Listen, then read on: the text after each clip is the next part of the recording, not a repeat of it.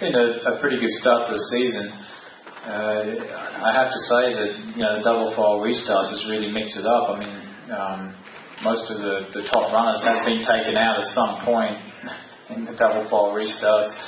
So the first two races were very good for me. Long Beach, obviously, if you were watching, I was taken out there towards the end by Elio, and we only finished 10th. So still good in points. I think that we got to keep close to Dario, don't let him get too far ahead on the points. And I honestly think that this race here, this weekend, is probably going to be the best of the first four that we've had. So and the reason for that is that you can pass here. It's long straights. They've resurfaced it. Looks really good. And I think you're going to see some really good action. It was pretty tough to lose such a big lead with 4 races to go, but I was somewhat, when I see those 4 ovals coming up, I was not that comfortable because I knew that, I didn't, on 2 of them I hadn't raced, and, obviously early in the year you can see that I somewhat struggled on ovals, so, every time I think about it, it was very disappointing. I think that we lost it in Chicagoland. That was the one place where, we had a car to win, we were in a position to win, and didn't execute. We, didn't put enough fuel in the car, and that was definitely, at that point I thought, wow, you can't let that many points go and not let it come back and bite you there at the end. But actually, I have to say this year I'm definitely more relaxed. I'm looking forward to the ovals. Because I actually really started to enjoy them at the end of last year. I knew what I want from the car, and just got better at it basically from experience. So we'll just keep plotting away all year, just keep getting results and doing the best I can every weekend, and see how that plays out at the end of the year.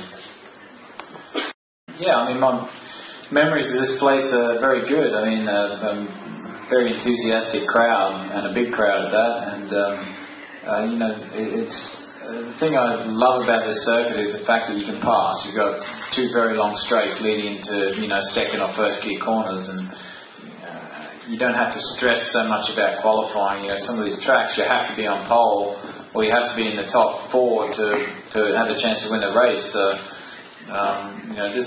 this is one of the, I think, best street circuits that we come to in the whole series. So, I don't think I have any advantage. I think everyone's going to come back and with better cars this year. The track's a little bit different with it being smoother, so you won't have to rely on having special dampers or anything like that on the car to be fast. And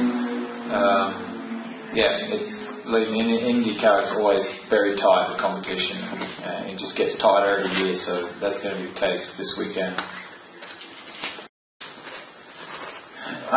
They're all very quick and capable of winning, all the Brazilian drivers. I mean, Elio, my teammate, I think has, he's got a very good car, he's very quick, he has a very good chance of winning, but you see, TK, Tony Kanan's also, very solid, always there.